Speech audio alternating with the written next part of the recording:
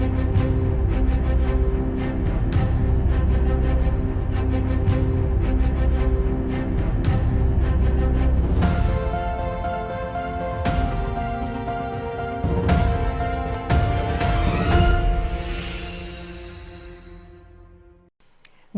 देख रहे सभी दर्शकों का स्वागत। मैं हूं लवदी बडियाल।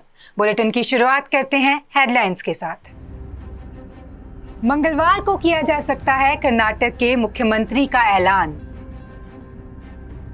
परवीन सूद को CBI का नया चीफ किया गया नियुक्त। पंजाब की संगरूर कोर्ट ने कांग्रेस के राष्ट्रीय अध्यक्ष मल्लिकार्जुन खड़गे को मानहानि केस में सम्मन किया जारी। महाराष्ट्र के अहमदनगर और अकोला शहर में हुई हिंसा के बाद बड़ा तनाव। अब खबरें विस्तार के साथ।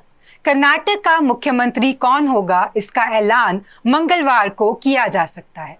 बेंगलुरु में कांग्रेस ऑब्जर्वर्स सुशील कुमार शिंदे, दीपक बावरिया और भंवर जितेंद्र सिंह ने रविवार देर रात तक विधायकों से बातचीत की। कांग्रेस नेता रणदीप सुरजेवाला ने कहा कि ऑब्जर्वर्स रात तक अपनी रिपोर्ट पार्टी अध्यक्ष मल्लिकार्जुन खड़गे को सौंपेंगे। बाकी लोगों की भी राय ली जाएगी। कल कांग्रेस अध्यक्ष कांग्रेस महासचिव के साथ मिलकर इस प्रक्रिया को आगे बढ़ाया जाएगा। उधर पार्टी हाईकमान ने सिद्धारमैया और DK शिव कुमार को दिल्ली बुलाया है। DK शिव कुमार ने मीडिया से कहा कि पार्टी ने मेरी अध्यक्षता में 135 सीटें जीती हैं। जब हमारे विधायकों के पार्टी छोड़ने के बाद सरकार गिर गई थी, तब भी मैंने हिम्मत नहीं हारी। पिछले 5 साल में क्या हुआ ये मैं नहीं बताऊंगा। इससे पहले उन्होंने कहा था कि मुझे जो काम सौंपा गया है वो मैंने पूरा कर दिया है। मुझे नहीं पता जन्मदिन पर हाईकमान मुझे क्या तोहफा देगा, पर कर्नाटक के लोग पहले ही हमें नंबर्स दे चुके हैं। राजस्थान के पूर्व डिप्टी CM सचिन पायलट की जनसंघर्ष यात्रा सोमवार को जयपुर में पूरी हो गई। भांकरोटा में हुई जनसभा में पायलट ने अपनी ही सरकार के खिलाफ आंदोलन का ऐलान कर दिया। उन्होंने सरकार के सामने 3 मांगे रखी और कहा कि इस महीने के आखिर तक यदि ये मांगे नहीं मानी गई तो पूरे प्रदेश में हम आंदोलन करेंगे। सचिन पायलट की पहली मांग है कि अजमेर स्थित RPSC को भंग कर नई संस्था बनाई जाए, एक कानून बनाया जाए और अध्यक्ष और मेंबर की नियुक्ति से पहले जांच की जाए, जैसे हाई कोर्ट जज की होती है। उनकी दूसरी मांग है कि जिन लोगों को पेपर लीक से नुकसान हुआ है उन्हें उचित मुआवजा दिया जाए। और उनकी आखिरी मांग है कि वसुंधरा सरकार के दौरान हमने जो भ्रष्टाचार के आरोप लगाए थे उनकी जांच शुरू कर दी जाए। परवीन सूद को CBI का नया चीफ नियुक्त किया गया है। हिमाचल प्रदेश के कांगड़ा के रहने वाले परवीन सूद 1986 बैच के IPS अफसर हैं। बता दें कि उनके CBI चीफ बनने के बारे में नोटिफिकेशन जारी हो चुका है। वह CBI के मौजूदा निर्देशक सुबोध कुमार जायसवाल की जगह लेंगे, जिनका कार्यकाल जल्द ही पूरा होने वाला है। परवीन सूद को साल 2020 में कर्नाटक DGP नियुक्त किया गया था। मूल रूप से हिमाचल प्रदेश के रहने वाले परवीन सूद दिल्ली IIT के छात्र रहे हैं। ऐसे में अब CBI निर्देशक के पद पर वह मई 2025 तक रहेंगे। परवीन सूद ऐसे समय में CBI निर्देशक का पद संभाल रहे हैं जब एजेंसी कई संवेदनशील मामलों की जांच कर रही है। इसमें पेगासस स्पाईवेयर, कोरोना महामारी के दौरान चिकित्सा उपकरणों की खरीद में घोटाला जैसे मामले शामिल हैं।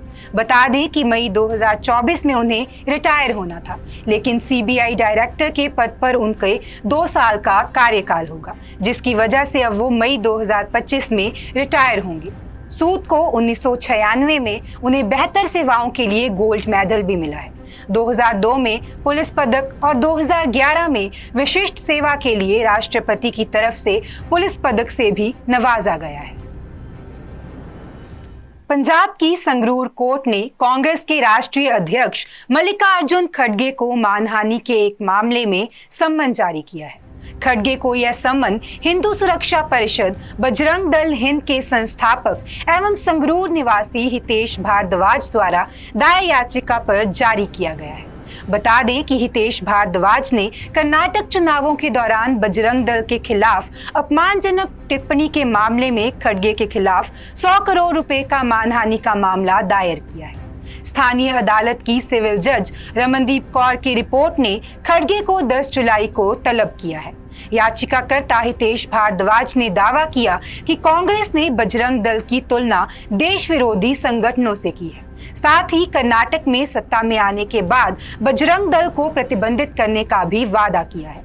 भारद्वाज ने कहा कि जब उन्होंने देखा कि घोषणा पत्र के पेज नंबर 10 पर कांग्रेस ने बजरंग दल की तुलना देशद्रोही संगठनों से की और चुनाव जीतने पर संगठन को प्रतिबंधित करने का वादा किया, तो गुरुवार को उन्होंने कोर्ट का दरवाजा खटखटाया।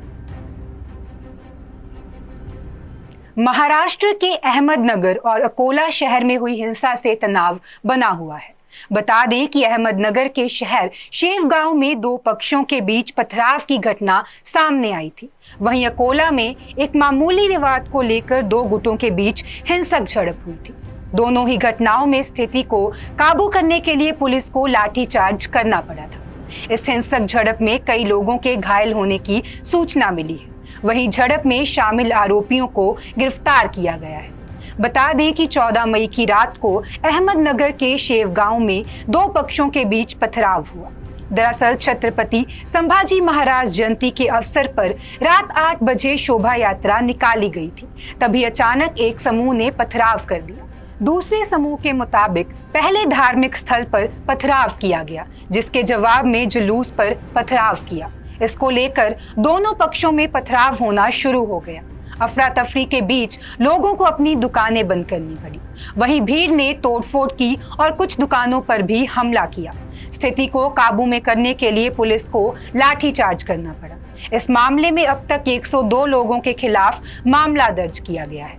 राज्य रिजर्व पुलिस बल की 2 यूनिट इस समय शेव गांव में तैनात है। पुलिस मामले की जांच कर रही है। वहीं 13 मई को अकोला में एक मामूली विवाद को लेकर दो गुटों के बीच हिंसक झड़प हुई। इस हिंसा में एक व्यक्ति की मौत हो गई है, वहीं 3 अन्य घायल हैं। हिंसक घटना के बाद भारी भीड़ ने ओल्ड सिटी पुलिस स्टेशन के बाहर मार्च निकाला। हालात को देखते हुए इस समय अकोला में धारा 144 लागू कर दी गई है। इंटरनेट पर भी प्रतिबंध लगाया गया है। मिली जानकारी के अनुसार इंस्टाग्राम पर एक विवादित पोस्ट को लेकर कई लोग पुलिस थाने पहुंचे थे और शिकायत दर्ज कराई। इसी बीच पुलिस स्टेशन पर भीड़ बेकाबू हो गई और वहां मौजूद वाहनों की तोड़फोड़ करने लगी। देखते ही देखते एक और समुदाय के लोग सामने आ गए और पथराव शुरू कर दिया। दोनों पक्षों के बीच जमकर झड़प हुई। पुलिस ने हालात को काबू में करने के लिए आंसू गैस के गोले तक छोड़ दिए। बेगूसराय में भीषण आगलगी की घटना घटी है। मटिहानी थाना क्षेत्र के सिहमा गांव के पतला रोड में आग लग जाने से करीब 200 से अधिक घर जलकर राख हो गए। इस दौरान घर में रखा खाद्यान्न, कपड़ा, बर्तन, नकदी, गहना समेत सभी सामान जलकर राख हो गया है। आग लगते ही घंटों तक अफरा तफरी का माहौल बना रहा। लोग घरों से निकलकर जैसे तैसे अपनी जान बचाने के प्रयास में लग गए। करीब 3 घंटे बाद 4 दमकल की गाड़ियों ने आग पर काबू पाया। एक झोंपड़ी में आग लग जाने के कारण यह घटना हुई। वहां आग कैसे लगी, इसके कारणों का पता नहीं चल पाया है। वहीं इस अग्निकांड के बाद लोगों के बीच हाहाकार मचा हुआ है। घटना की जानकारी पाकर मठानी के विधायक राजकुमार सिंह घटना स्थल पर पहुंचे। फिलहाल इस घटना में क्षति का कोई भी आंकलन नहीं हो पाया है। सोमवार को प्रशासनिक टीम द्वारा इसका आंकलन किया जाएगा।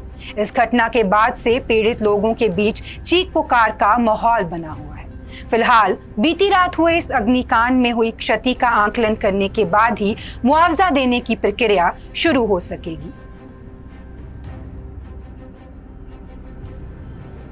पंजाब में पटियाला के गुरुद्वारा में बेअदबी मामले में एक श्रद्धालु ने रविवार रात 10 बजे महिला की गोली मारकर हत्या कर दी।